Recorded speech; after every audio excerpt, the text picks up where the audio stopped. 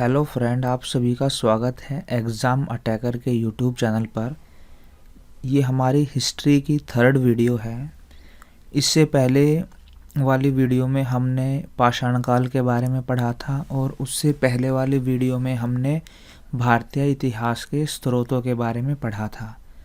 यदि आपने हमारी पहले वाली वीडियोज़ नहीं देखी है तो इस वीडियो के डिस्क्रिप्शन में आपको उनका लिंक मिल जाएगा, आप उन वीडियो को भी देख सकते हैं।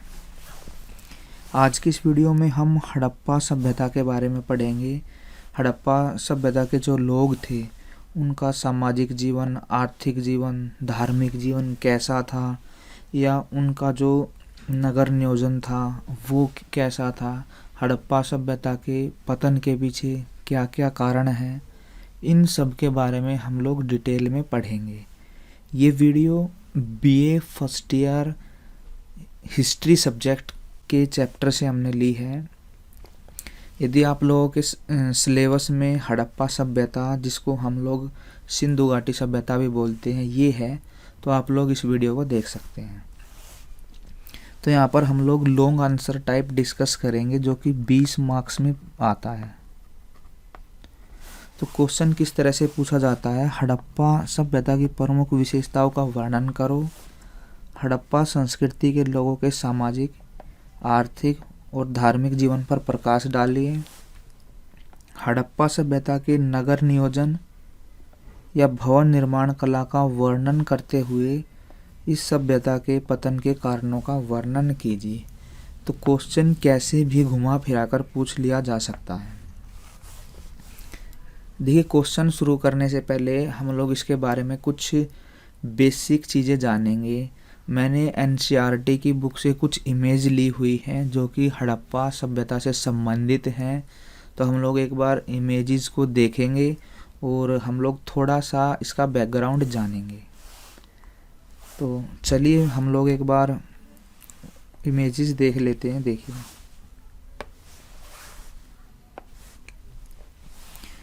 तो ये देखिए एनसीईआरटी की बुक में ये मैप दिया गया है जो कि हड़प्पा सभ्यता से संबंधित है।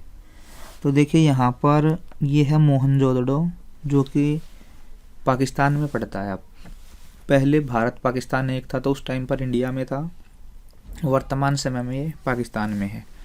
और ये है यहाँ पर हड़प्पा। तो हड़प्पा नाम इसका इसलिए पड़ा है क्योंकि पहले हड़प्पा नगर खोजा गया था। इन नगरों की जो खोज हुई है वो 1921 और 1922 में हुई है। 21 में देखिए हड़प्पा नगर की खोज हुई थी और 22 में हुई थी मोहनजोदड़ो की।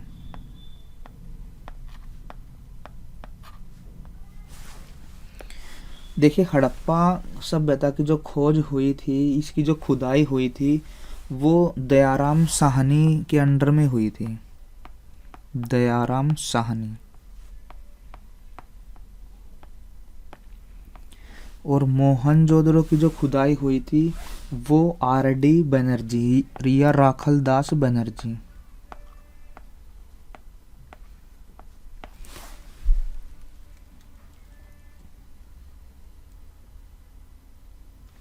और उस टाइम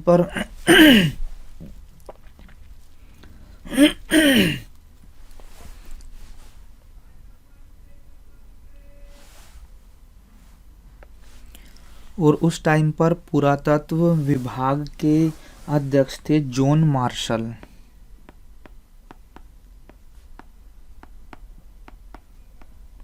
तो देखिए ये हड़प्पा सभ्यता से संबंधित नगर हैं, जैसे राखीगढ़ी, बनवाली, मीताथल, ये हरियाणा में है।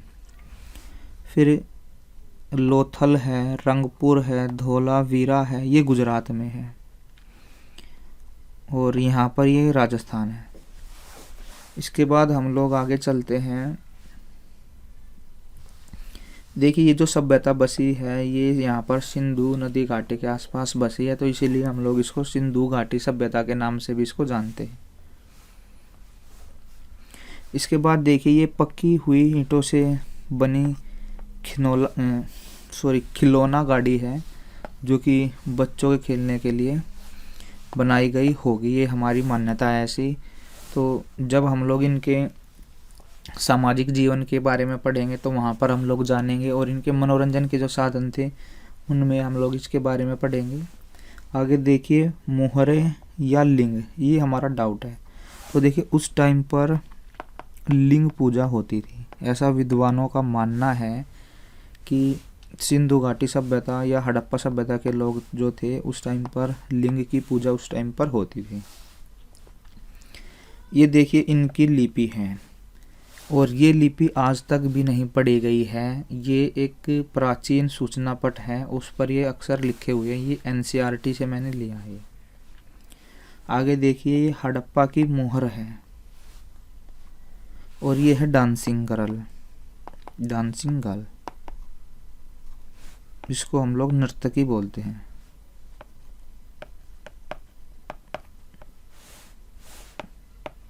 ये ऐसे लिखा जाएगा, इसको काट देना।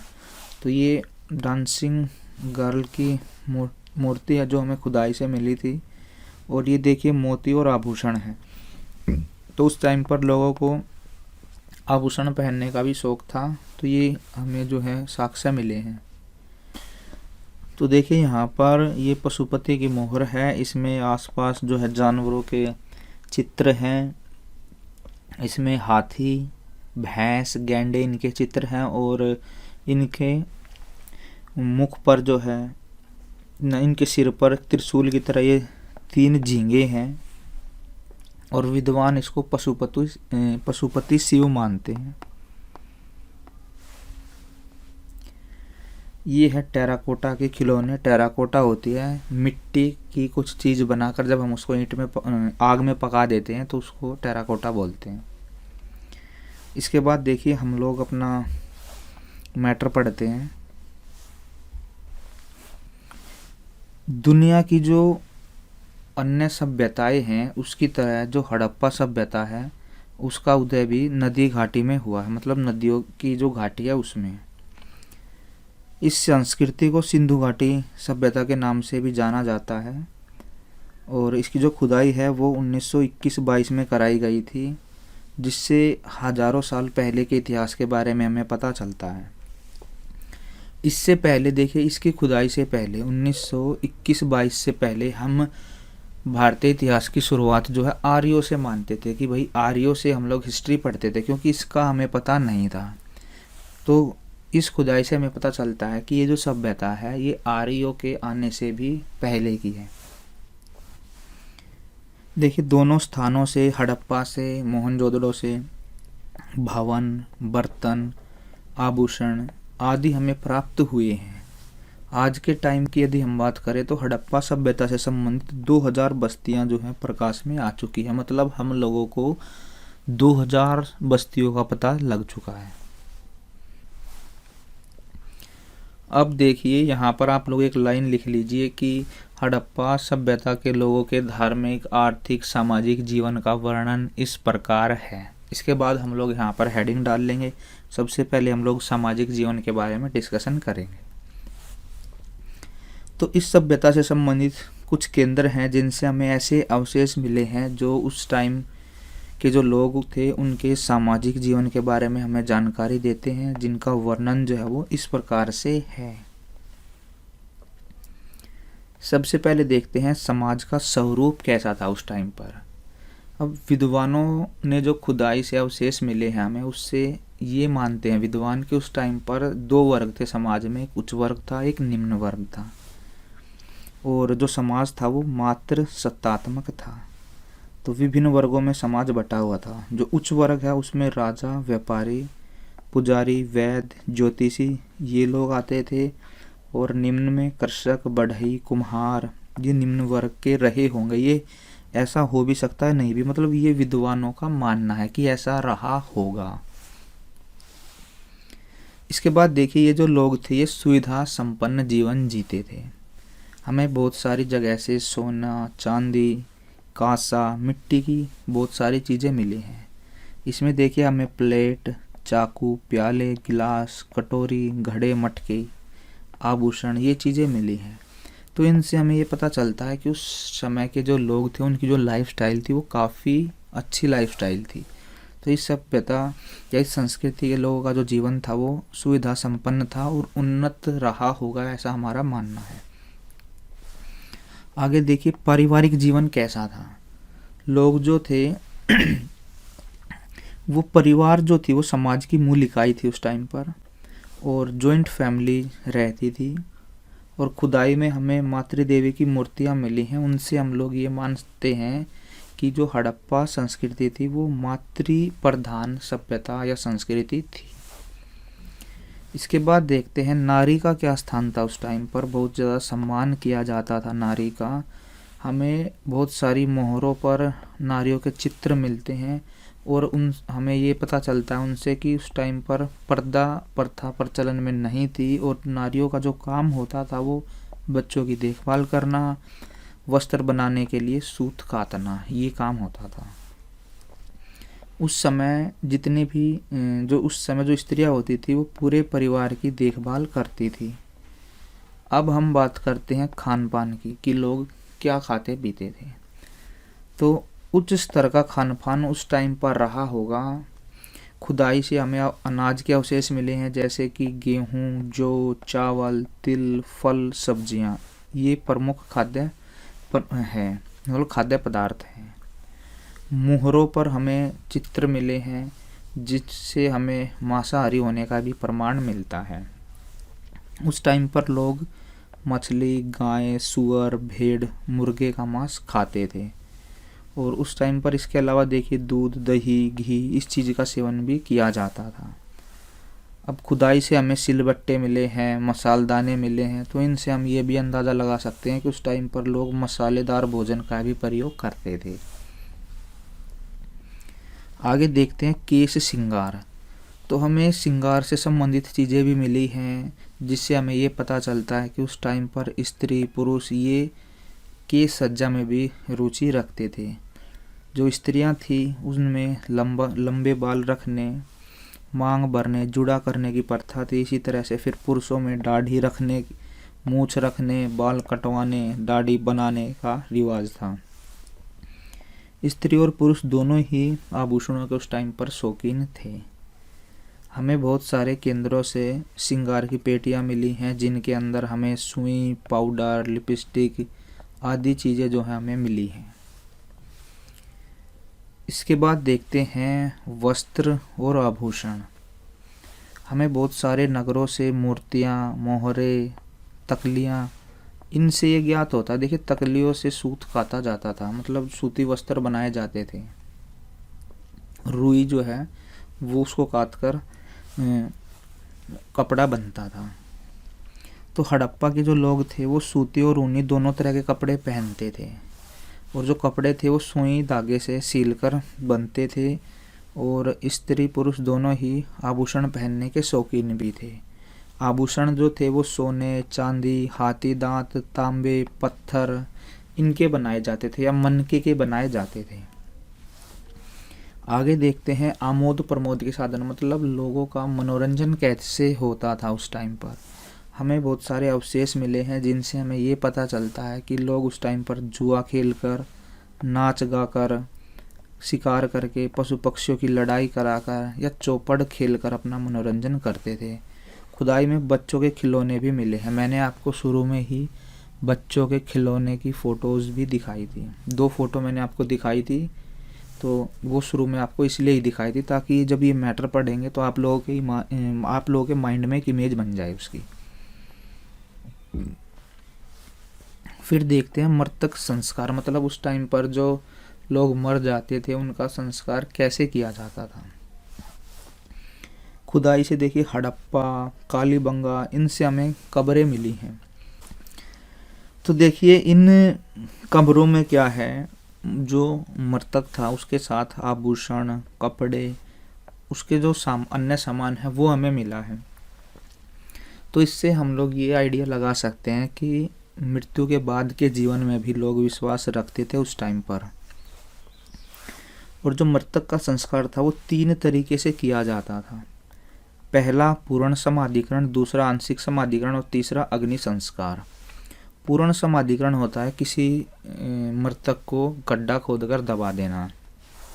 आंशिक क्या होता है, आंशिक होता है किसी मरे हुए व्यक्ति को कहीं पर छोड़ देना, मतलब कहीं खाली जगह है वहाँ पर उसको ऐसे ही डाल दिया, फिर जीव जंतु पशु पक्षी उसको खा लेंगे, मतलब उसका कुछ हिस्सा जो है वो पशु पक्षी जानवर खा लेंगे, फिर जो बाकी का बचा हुआ जो अंश है उसको दफना दिया, वो हो गया आंशिक समाधिकरण। और तीसरा है अग्नि संस्कार, जिसमें दाह संस्कार किया जाता है, मतलब अग्नि जो है मतलब जिसमें लोग मरे हुए को जलाया जाता है। इसके बाद हम लोग पढ़ते हैं शिक्षा और लिपि के बारे में। उस टाइम के जो लोग थे वो पढ़ना लिखना जानते थे। ये बात अलग है कि उनकी लिपि आज तक भी किसी के द्वारा डिकोड नहीं की गई है, मतलब समझी नहीं गई है। खुदाई से कुछ मोहरे और तख्तियाँ मिली हैं। संभवतः उस समय लोगों में संगीत, नृत्य, अंकगणित, चित्रकला इनकी शिक्षा प्रचलन में थी, ये हमारा ऐसा अनुमान है। इसके अलावा मुद्राओं, ताम्रपत्रों, मिट्टी के बर्तनों पर अनेक प्रकार के लेख भी हमें मिले हैं, परंतु विद्वान जो है इनको पढ़ने में असफल रहे हैं। आज तक भी कोई भी मतलब इसको डिकोड नहीं कर पाया, कि समझ नहीं पाया क्या लिखा हुआ है। आगे देखिए, प्रोफेसर हंटर का मानना है कि ये जो लेख हैं वो चित्रलिपि में हैं। यह लिपि सुमेरियन तथा मिस्र की लिपियों से काफ़ी उन्नत थी। तो देखिए, सबसे पहले हम लोगों ने सामाजिक जीवन के बारे में पढ़ा। अब ये यहाँ पर दूसरा पॉइंट है हमारा, ये है आर्थिक जीवन का। हड़प्पा सभ्यता के विभिन्न नगरों से जो खुदाई हुई है उससे हमें कुछ ऐसे साक्ष्य भी मिले हैं जो उस टाइम की जो आर्थिक दशा उसके बारे में हमें बताते हैं। आर्थिक जीवन से संबंधित विशेषताओं का वर्णन इस प्रकार से है। सबसे पहले बात करते हैं कृषि की।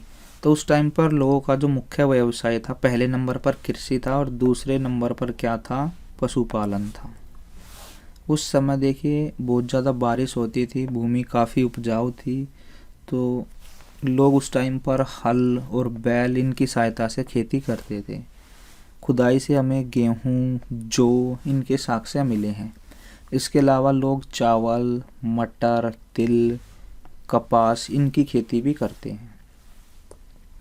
इनकी खेती भी लोग करते थे। इसके अलावा फलों की खेती करते थे। फलों में देखिए हमें कुछ बर्तनों में नारियल, केला, खजूर, अनार इनके चित्र मिले हैं हमें, उनके ऊपर, बर्तनों के ऊपर। अनाज पीसने के लिए उस टाइम पर चक्कियों और कूटने के लिए ओखली का लोग प्रयोग करते थे। इसके बाद देखिए दूसरी हेडिंग है हमारी पशुपालन। तो लोगों का जो दूसरा मुख्य व्यवसाय था वो पशुपालन था, पहला था कृषि। अब कृषि के अलावा लोग बैल, गाय, भैंस, सूअर, कुत्ते इनको पालते थे। कुछ मोहरों पर हमें हाथी के चित्र भी मिले हैं। हमें देखिए घोड़े के अवशेष नहीं मिले हैं। हम ये मानते हैं कि हड़प्पा सभ्यता के लोगों को घोड़े का ज्ञान नहीं था। इसी तरह से उन लोगों को हमें कहीं पर भी लोहे के साक्ष्य भी नहीं मिले। हमें तांबे के, चांदी के, सोने के, कांसे के इनके साक्ष्य मिले हैं। तो ऐसा माना जाता है कि उस समय लोगों को लोहे का ज्ञान नहीं था। तो देखिए ऐसा मानते हैं हम लोग कि हड़प्पा के जो लोग थे उनको घोड़े से भी परिचित नहीं थे।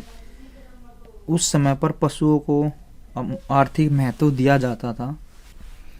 गाय और भैंस से, गाय भैंसों से दूध, दही, मक्खन ये चीज़ प्राप्त किया जाता था। जबकि जो बैल हैं खेती करने और बैलगाड़ी खींचने के काम में लिए जाते थे।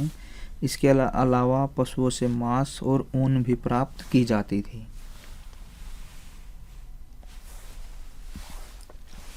आगे देखते हैं घरेलू उद्योग धंधे। तो उस टाइम पर क्या था, घरों में छोटे छोटे उद्योग धंधे विकसित हो चुके थे। लोग सूत, ऊन, मिट्टी, धातु, पत्थर और हाथी दांत है इनसे बहुत तरह की वस्तुएं बनाते थे। कढ़ाई बुनाई उन दिनों लोकप्रिय धंधा था। मोहनजोदड़ो और हड़प्पा, इसके लगभग हर घर में सूत कातने की तकलियाँ प्राप्त हुई है। इस सभ्यता के लोग मिट्टी के बर्तन बनाने में भी निपुण थे। इसके बाद देखिए व्यापार और वाणिज्य। खुदाई से जो अवशेष मिले हैं उनसे हमें ये पता चलता है कि मोहनजोदड़ो और हड़प्पा नामक जो नगर थे वो व्यापार के केंद्र थे। उस समय देखिए विदेशी व्यापार भी होता था, जो मिस्र, क्रीट, अफगानिस्तान इन देशों के साथ हड़प्पा सभ्यता के जो लोग थे वो व्यापार करते थे। व्यापार स्थल मार्ग से होता था, इसके अलावा समुद्री मार्ग से भी होता था। गुजरात में लोथल मैंने आपको मैप में बताया था, जो कि एक प्रसिद्ध बंदरगाह थी, वो गुजरात में पड़ती है। तो स्थल मार्ग पर बैलगाड़ियों से माल एक जगह से दूसरी जगह पर ले जाया जाता था। खुदाई से देखिए जो मोहरें मिली हैं उन पर जहाज और नाव के चित्र भी हमें मिले हैं, तो इससे हमें समुद्री व्यापार का भी संकेत मिलता है। अतः विदेशी व्यापार समुद्री मार्ग से भी किया जाता होगा या किया जाता था, ये ऐसा हमारा मानना है साक्ष्यों को देख कर के। इसके बाद आगे देखते हैं नापतोल के साधन। इस सभ्यता में व्यापार और वाणिज्य में अनेक प्रकार के देखिए हमें नापतोल के साधन भी मिलते हैं। हमें बट्टे मिलते हैं, हमें छड़ मिलती है जो कि लगभग 1 गज की थी। तो बहुत सारे केंद्रों से हमें तोल के बट्टे मिले हैं और ये चकोर पत्थर के बने हुए हैं। इनमें देखिए 1, 2, 4, 8, 16, 32 ये इनकी यूनिट थी, और आजकल के जो बट्टे हैं उनसे मेल खाते हैं। उस समय तोलने के लिए तराजुओं का भी प्रयोग होता था।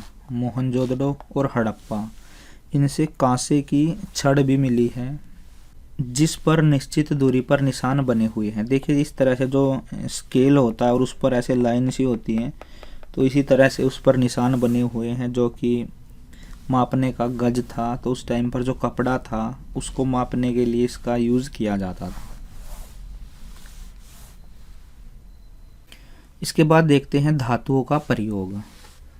तो जो हड़प्पा लोग सभ्यता के जो लोग थे वो बहुत अलग अलग तरह की धातुओं का प्रयोग करते थे, जैसे कि सोना, चांदी, तांबा, कांसा। तांबे और कांसे की अनेक मूर्तियां हमें मिली हैं। सोने चांदी के आभूषण उस टाइम पर बनाए जाते थे। लोग धातु के काम में जो थे निपुण थे उस टाइम पर। हमें कहीं पर भी लोहे के अवशेष नहीं मिले हैं, तथा औजार लोहे के अवशेष या औजार जो है इस सभ्यता के केंद्र कहीं से भी हमें, मतलब कहीं जितने भी इसके केंद्र थे कहीं पर भी हमें लोहे के साक्ष्य नहीं मिले हैं। तो इससे हमें ये पता चलता है कि जो सिंधु लोग थे वो लोहे के प्रयोग से परिचित नहीं थे। आगे देखते हैं कला कौशल।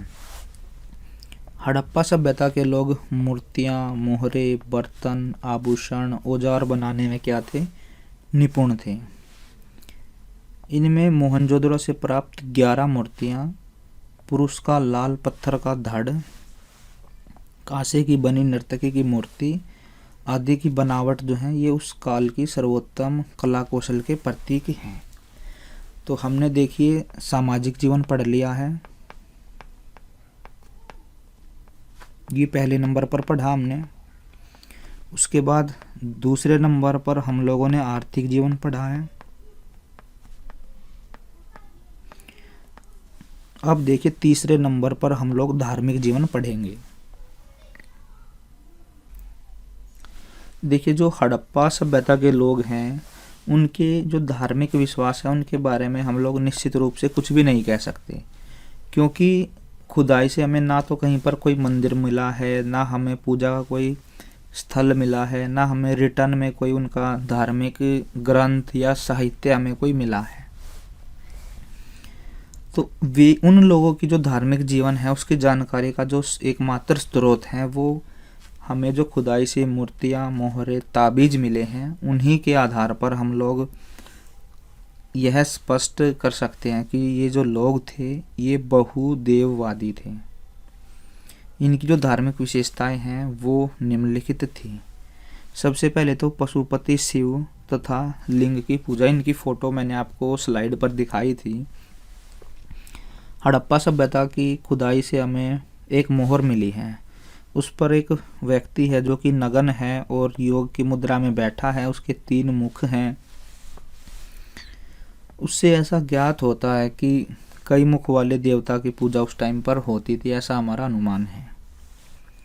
3 मुख वाले देवता की कई मोहरें हमें मिली हैं और इसके सिर पर त्रिशूल की तरह 3 झींगे हैं और इसके आसपास हाथी, चीता, भैंस, गैंडे इनके चित्र हैं और आसन के नीचे हिरण का भी चित्र है। जो विद्वान हैं वे इसको पशुपति शिव मानते हैं। इस देवता के अलावा सिंधु घाटी के लोग लिंग की पूजा भी करते थे। हड़प्पा सभ्यता के बहुत सारे घरों से हमें पत्थर के छोटे छोटे टुकड़े मिले हैं जो कि ठीक शिवलिंग और योनि जैसे आकार के हैं। इसके बाद आगे देखिए मातृ देवी की पूजा। तो उस टाइम पर मातृ देवी की पूजा की जाती थी। खुदाई से पक्की ईंटों की बनी हुई बहुत सारी खड़ी हुई हमें नृत्य करती हुई मूर्तियाँ मिली हैं। तो विद्वानों का ये मानना है कि ये मातृ देवी की मूर्तियाँ हैं। उस टाइम पर मातृ देवी की पूजा लोकप्रिय थी। वैसे मातृ देवी के आगे सभी देवता जो है निम्न स्तर के थे, मतलब मातृ देवी का प्रमुख स्थान था। अब मातृ देवी की कुछ मूर्तियाँ धुंधली पड़ गई। अब धुंधली पड़ने का कारण ये भी हो सकता है कि उनके आसपास जो है कोई सुगंधित वस्तु जलाई जाती होगी। जैसे आज के टाइम पर हम लोग धूप बत्ती, अगरबत्ती यूज़ करते हैं, तो उस टाइम पर भी ऐसा कुछ किया जाता होगा, ऐसा विद्वानों का मानना है। आगे देखिए वृक्ष पूजा। हमें बहुत सारी मोहरों पर वृक्षों के चित्र भी मिले हैं। तो इससे विद्वान ये समझते हैं कि उस टाइम पर जो लोग हैं वो वृक्षों की पूजा करते होंगे। हमें देखिए जैसे पीपल, तुलसी, नीम, बड़, खजूर, बबूल इनके चित्र मिले हैं हमें मोहरों पर। हिंदू धर्म की हम बात करें तो आज भी पीपल, तुलसी इनकी पूजा हिंदू धर्म में होती है। इसके बाद आगे देखते हैं पशु पूजा। हड़प्पा वासी जो लोग हैं उनकी वे पशु पक्षियों की पूजा में भी विश्वास रखते थे। कुछ मोहरों पर देखिए हमें बैल, कुबड़ वाला बैल, भैंसा, गाय इनके चित्र हमें मिलते हैं। तो इनसे ऐसा लगता है कि उस टाइम पर जो है शक्ति मानकर इनकी पूजा करते होंगे लोग, मतलब शक्ति का प्रतीक इनको मानते होंगे। इसके बाद हम लोग देखते हैं धार्मिक प्रथाएं क्या थी उस टाइम पर। खुदाई से जो मोहरें मिली हैं उन पर अंकित विभिन्न प्रकार के देवी देवताओं के चित्र प्रतीक से इतना तो निश्चित हो जाता है कि जो सिंधु घाटी के लोग थे वे पूजा पाठ वगैरह मतलब करते थे। मूर्ति पूजा उस टाइम पर होती थी। लेकिन मार्शल महोदय ने मोहरों पर अंकित नारियों की जो मूर्तियां हैं उनका अध्ययन करके उन्होंने ये मत दिया है, मार्शल महोदय ने एक ऐसा मत दिया है कि ये नारी की जो मूर्तियां हैं मंदिर की उपासिकाओं की होंगी, ऐसा मार्शल महोदय का मानना है। तो देखिए हमने हड़प्पा सभ्यता के जो लोग थे उनके सामाजिक जीवन, आर्थिक जीवन, धार्मिक जीवन के बारे में पढ़ लिया है। अब हम लोग चौथे नंबर पर देखते हैं उनका राजनीतिक जीवन कैसा था। तो राजनीतिक जीवन के बारे में कोई ठोस प्रमाण तो हमें मिले नहीं हैं, पर हम लोग उनका जो उनकी नगर योजना, सफाई का जो सिस्टम था, उनका घरेलू उद्योग धंधे थे, व्यापार वाणिज्य या उनकी जो सामाजिक जीवन की सुविधाएं, नाप तोल के साधन, इन सब में एक रूपता थी। तो इससे हम लोग ये निश्चित कर सकते हैं कि उनका जो राजनीतिक जीवन है वो भी काफ़ी उन्नत और संगठित रहा होगा। अब देखिए इसका फिर आप एक हेडिंग यहाँ मतलब एक लाइन लिख सकते हैं कि इनके राजनीतिक जीवन का वर्णन इस प्रकार से है। फिर पहली हेडिंग बनेगी कुशल शासन प्रबंधन। तो देखिए उस टाइम का जो शासन था वो काफ़ी कुशल था। उस समय नगरों का जो निश्चित नगर जो बने हैं वो एक प्लानिंग करके बने हैं, निश्चित योजना के हिसाब से बने हैं।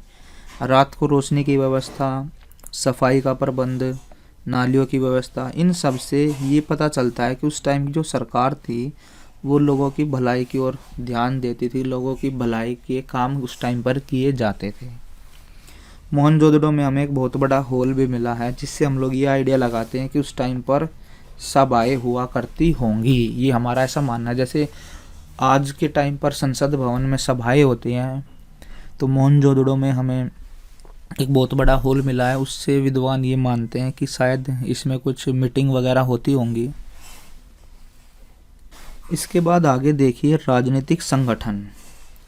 विद्वानों का ये भी मानना है कि हड़प्पा और मोहनजोदड़ो इस संस्कृति के जो राज्य हैं इनकी दो राजधानियाँ थी। मतलब जो सिंधु घाटी सभ्यता थी उनकी दो राजधानियाँ थी, एक हड़प्पा और दूसरी मोहनजोदड़ो, ऐसा विद्वानों का मानना है। और यहीं से इस पूरे साम्राज्य को कंट्रोल किया जाता था। राजनीतिक जीवन के बारे में हमें कोई सॉलिड प्रूफ तो हमें मिले नहीं है, फिर भी पंजाब, सिंध, बलूचिस्तान, काठियावाड़, इन प्रदेशों में क्या है, एक ही तरह के अवशेष मिले हैं हमें। तो इससे इस बात का ये संकेत देते हैं कि सिंधु प्रदेश में एक कुशल राजनीतिक संगठन प्रचलित था। ये ऐसा हमारा आइडिया है।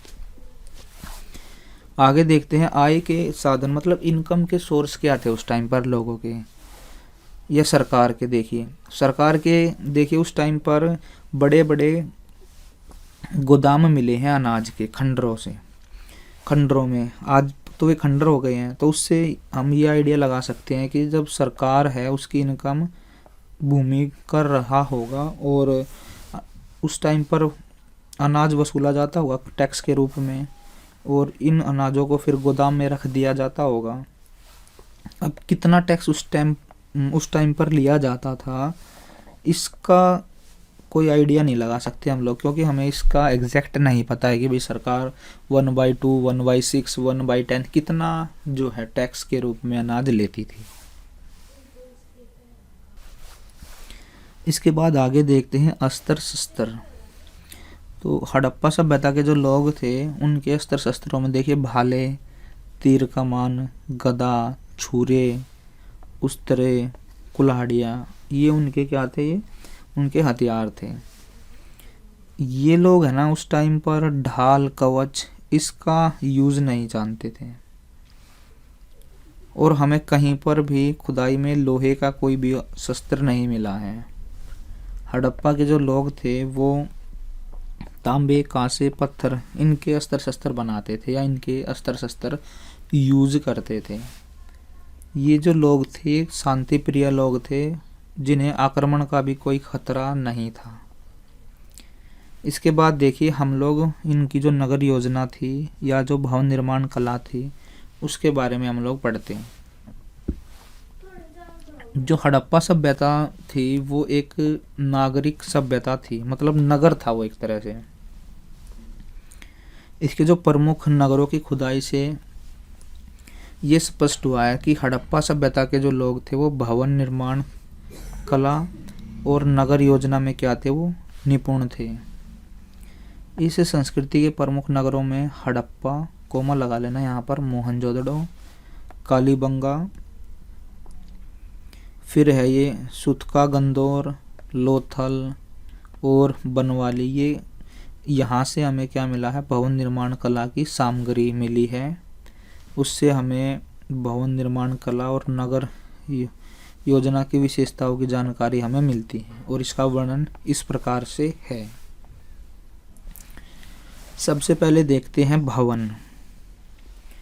तो देखिए हड़प्पा, मोहनजोदड़ो, कालीबंगा, इन स्थानों से हमें अलग अलग तरह के भवन मिले हैं, जिनमें देखिए एक विशाल स्नानागार, हॉल, गोदाम, राजमहल ये हमें मिले हैं।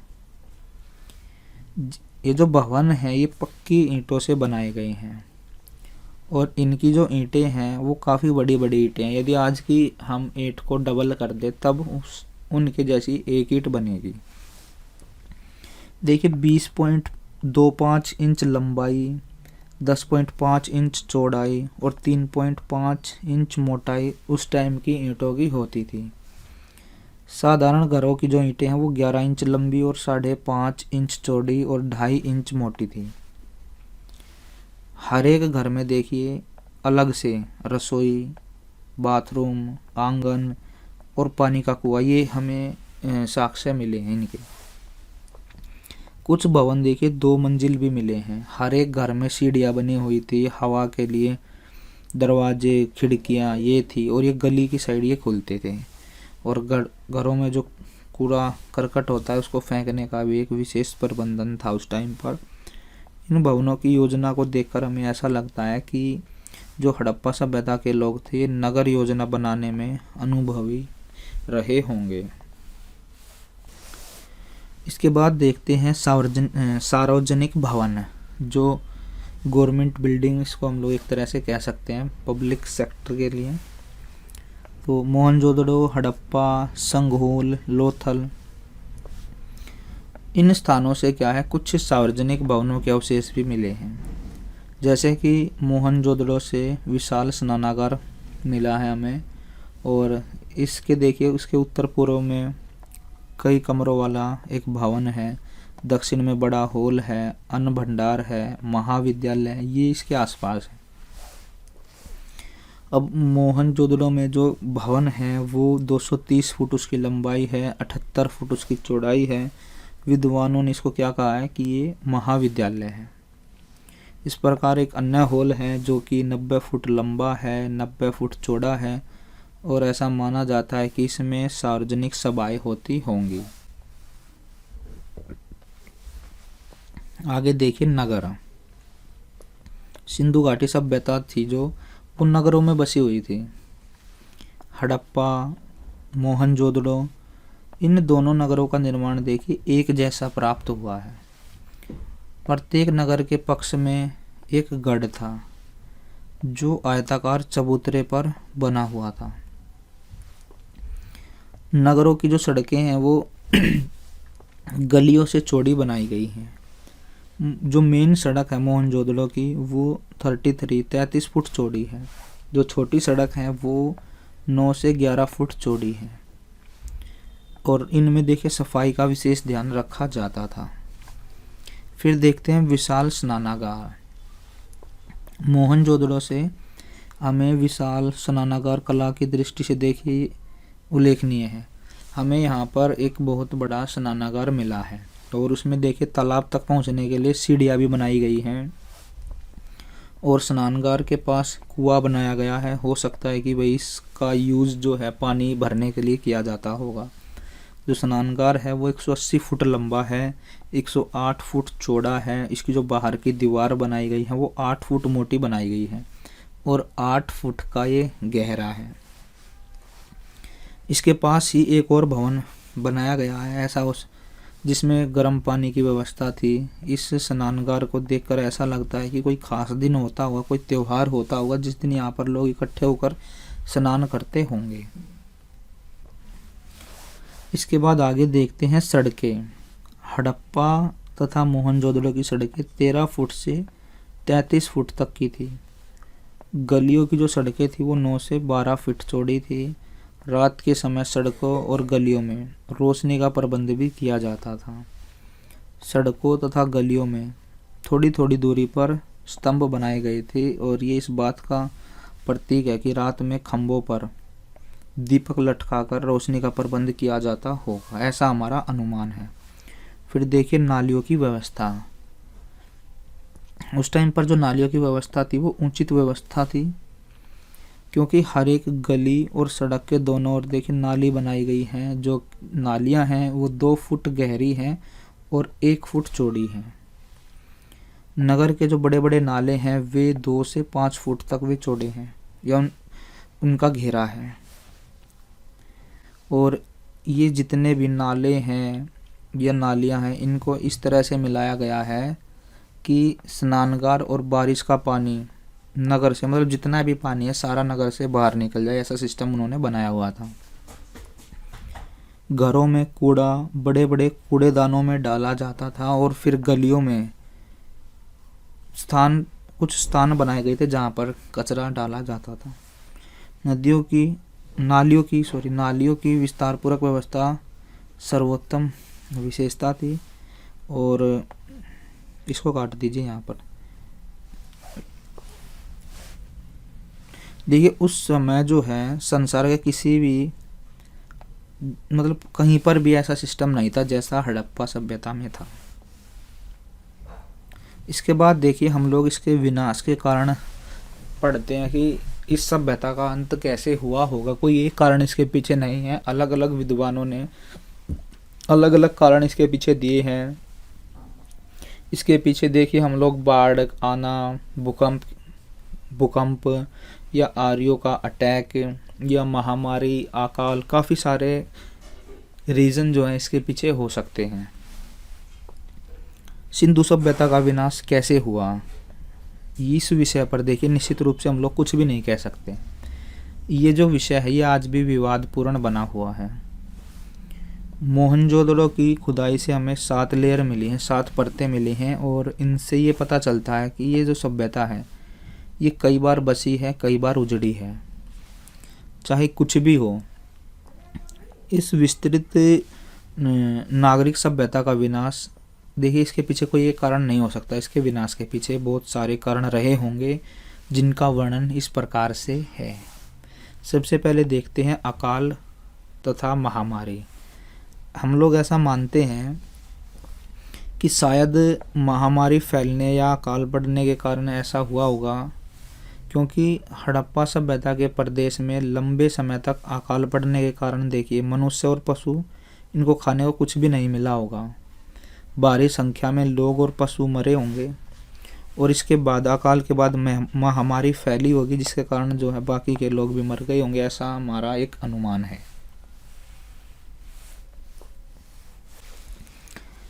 इसके बाद आगे देखिए बाढ़ें। इस सभ्यता के जो नगर हैं वो देखिए नदियों के किनारे बसे हुए हैं।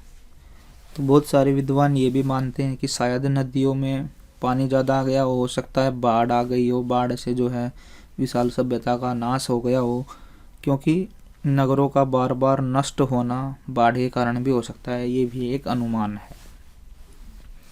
इसके बाद आगे है भूकंप।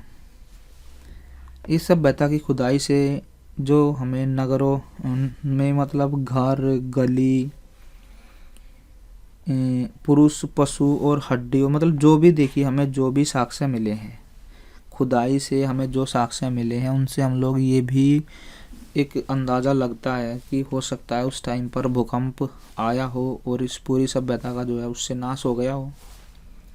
चौथा कारण हो सकता है आर्यों का आक्रमण। अब ये लोग तो शांति प्रिय थे, जो आर्य थे वो युद्ध में परफेक्ट थे। हो सकता है भाई आर्यों ने इनके ऊपर अटैक कर दिया हो, इसका वेदों में भी जिक्र है। देखिए आर्य लोगों के आक्रमण को इस सभ्यता के पतन का मुख्य कारण माना जा सकता है। वैसे भी ये लोग तो शांति प्रिय थे, आर्य जो थे वो युद्ध में निपुण थे।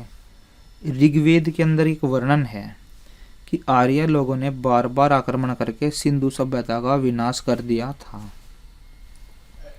अब देखिए इन सब से क्या निष्कर्ष निकलता है।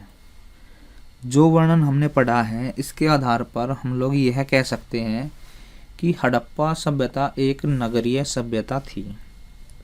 नगर पूर्व नियोजित योजना अनुसार बसाए गए थे, मतलब प्री प्लान्ड जो है उस करके तब नगर बसाए गए थे। हड़प्पा सभ्यता के लोग, यहाँ पर लोग कर लेना, पक्के और हवादार मकानों में रहते थे। उनका मुख्य व्यवसाय कृषि करना था।